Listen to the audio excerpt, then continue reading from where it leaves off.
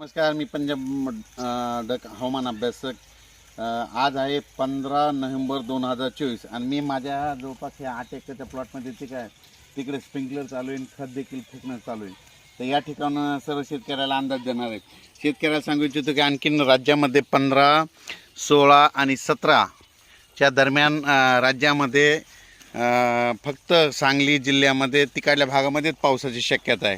उर्वरित राज्यात मात्र पाऊस पडणार नाही, म्हणून हा अंदाज लक्षात द्यायचा.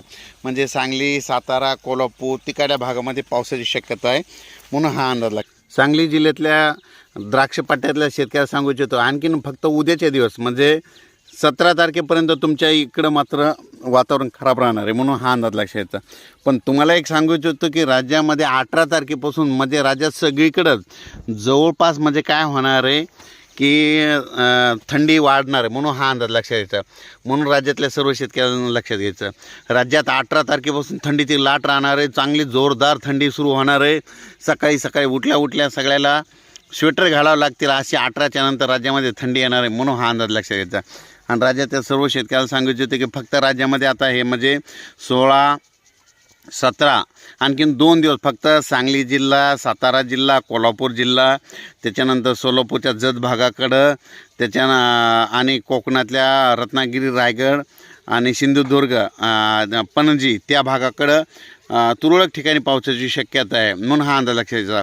आज देखील म्हणजे आज 15 नोव्हेंबर आज देखील आता सध्याच्यालानं सांगली भागामध्ये जोरात पाऊस चालू आहे. म्हणजे आज 15 तारखेला आता जवळपास 7 वाजले तर 4:45 वाजत आहेत. तर आता सध्या 15 तारखे म्हणजे आज पाऊस सुरू आहे, म्हणून हे सांगितलं.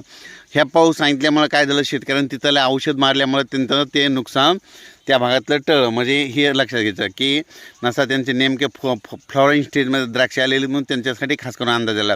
पण त्यांच्यासाठी सांगू इच्छितो की राज्यामध्ये मात्र सर्व शेतकऱ्याला सांगतो 18 तारखेपासून राज्यामध्ये हवामान कोरडं होणार आहे, थंडीची लाट येणार आहे, म्हणून हा अंदाज लक्षात सांगायचं झालं तर मध्य प्रदेश, राजस्थान, गुजरात, दिल्ली त्या भागाकडे तर जास्तच थंडीची लाट असणार आहे, म्हणून हा अंदाज लक्षात.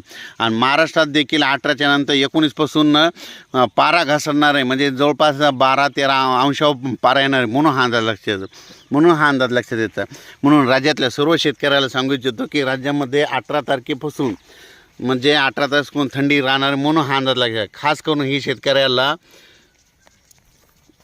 अंदाज दिलेला आहे.